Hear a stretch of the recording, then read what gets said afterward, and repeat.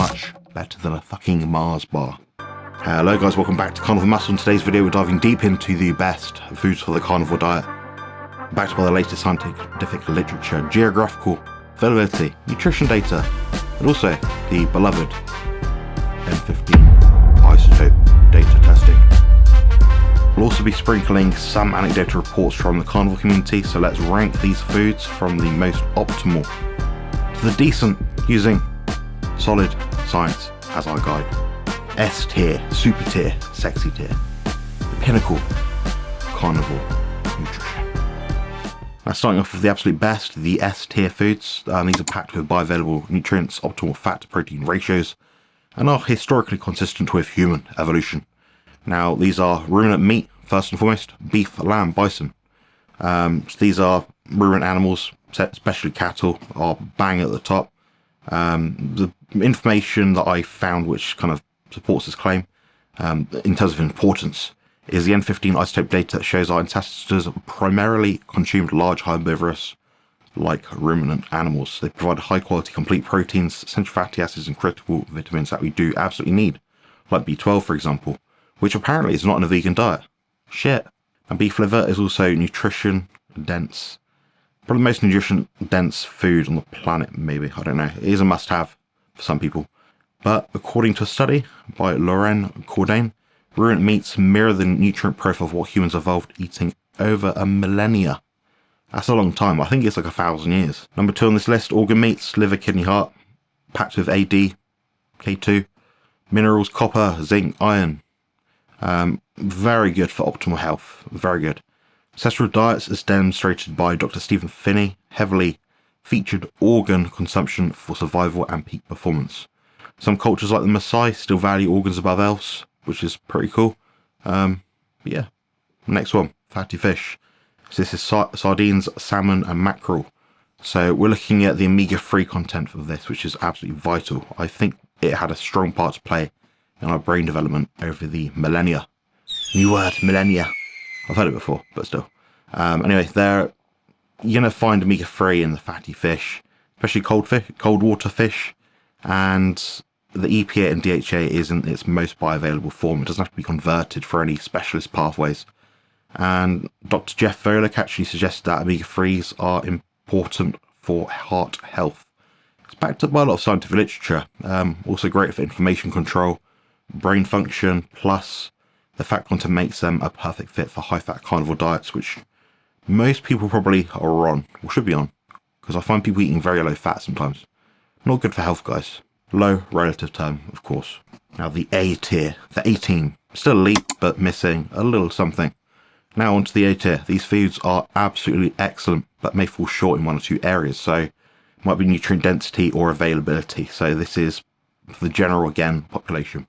So looking at things like pork, bacon, pork belly, fatty cuts, things like that. It's versatile and delicious. You can get it around the world pretty easily, unless you're one of those religious countries. Can't remember which ones. Don't kill me. But they do stack up not so nicely in terms of the ruminant meat profile that we tend to have from beef, lamb, bison, things like that. And the N15 isotope data doesn't support it that closely. So it's more of a modern animal, I think. But whilst it's high in fat, it does lack the punch that the other foods have in terms of omega-3. There is an amount in there, but just not a massive amount compared to fish or beef, perhaps. So that's one of the downfalls of that one. Now the next one is eggs. I love eggs. So we're talking chicken, duck, quail, geese, ostrich, dinosaur. Maybe a few million years ago, dinosaurs, but yeah. Anyway, eggs are a nearly perfect food for high quality protein. Good balance between protein and fat, pretty equal. According to research from Dr. Paul Saladino, or Salad Boy, eggs are a powerful nutrient source, especially when you're getting the yolk. You find if you look at the nutrition data, most of the goodness, the goodies, the choline, the folate, the B12 is in the yolk, which is absolutely splendid, and I enjoy my golden yolks.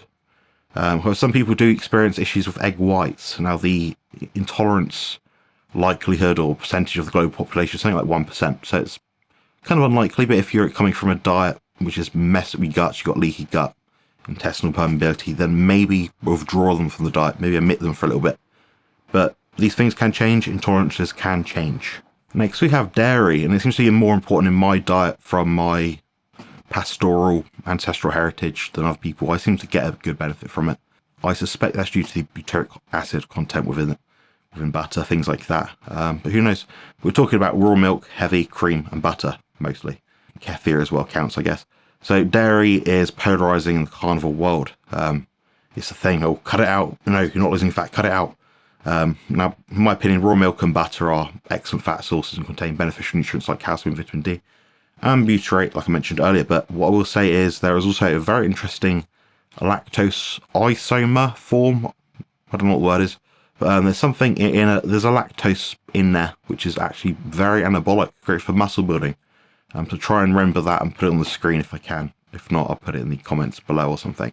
We have modern dairy products, homogenized, pasteurized, fucked up to hell. A lot of the minerals and vitamins are lost from it. Not all of them, guys, but a good amount of them, maybe 15, 20, 30%, depends what it is. Some things are absolutely obliterated from it whenever you process it, these sort of foods. But yeah, I prefer to get raw milk if you can get it. Some things do cause lactose intolerance and inflammation for some people.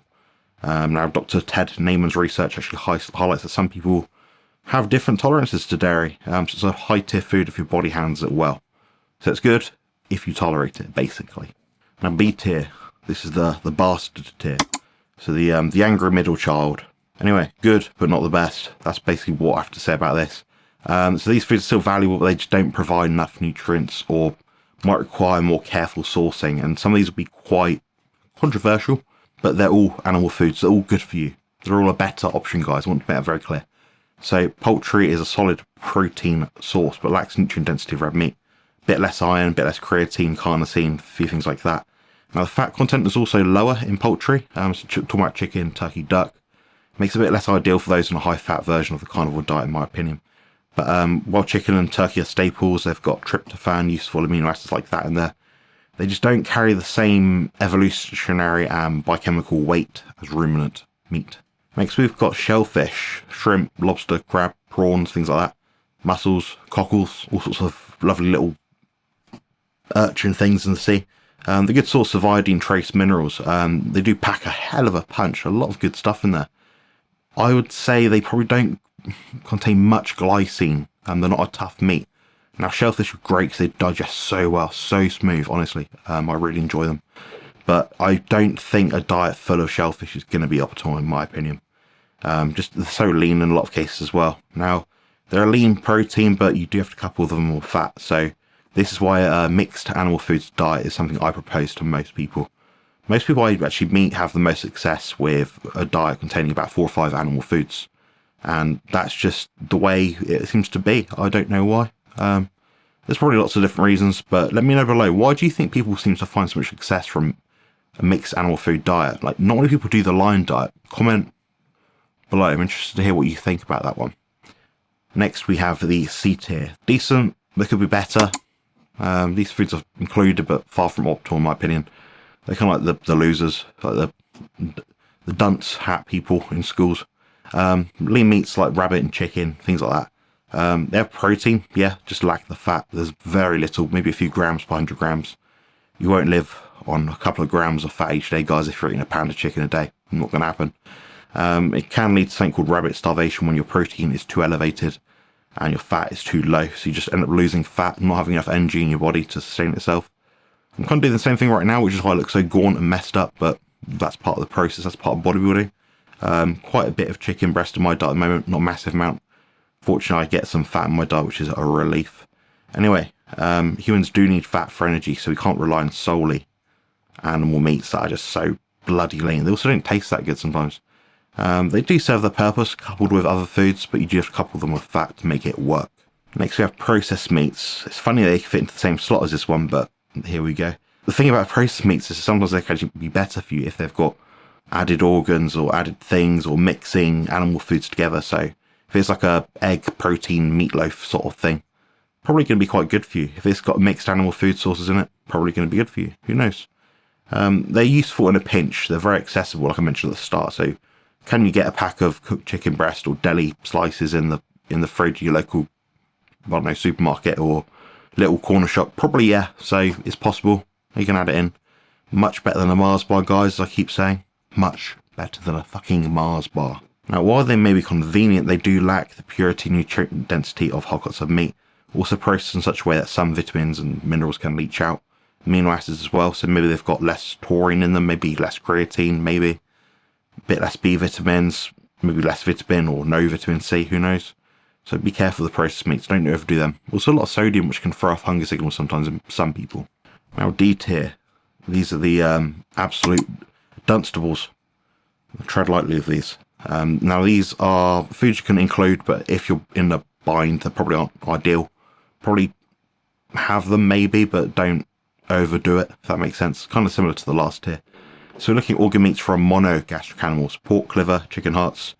The issue of these is not so much that they're not nutritious, it's just the belief is out there that we can accumulate some toxins from some of these different things, depending on what organ it is specifically. Now, if the animal is eating a crap diet of grains, the food pyramid, or the healthy eating plate guide thing, then yeah, they're not going to be served best in terms of the uptake of nutrition within the tissues of these animal organ meats themselves. So in that case, probably be most careful to source them in a good, maybe a local farm shop, somewhere where it's just, you know it's come from a good animal in a good position. I like to buy things which are ethical if I can as well, seems to help.